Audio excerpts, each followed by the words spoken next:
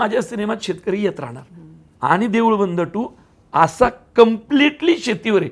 वेगळे मुद्दे, बोगस बी बियाणं, कृषी सेवा केंद्र, PGR कंपन्या, शेतकरी सल्लागार, फर्टिलायझर्स, दुबार पेरणी तिबार पेरणीला कारणीभूत सरकारी एजन्सी, सरकारी कित्येक कृषी सेवा केंद्रांमधनं बोगस बी बियाणं विकलं.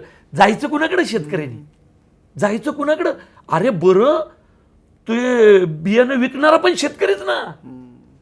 तो थोडीच कुठल्या तरी परदेशातनं माणूस आलाय नाही का, डेव्हिड बिविड नावाचा, आणि आपल्या तालुक्यात येऊन सेवा केंद्रातनं विकतोय. सगळीच शेतकऱ्याची पोरं. बोगस बी बियाणं विकणारं शेतकऱ्याचाच पोरगा, शेतकऱ्याच्या उरावर बसून भाव कमी करणारा शेतकऱ्याचाच पोरगा, आणि आपण अपेक्षा ठेवायची फार दुनियेकडनं. तर या सगळ्याला मी वाचा यातनं पुढली लय कंपन्या माझ्यावर नाराज होतील.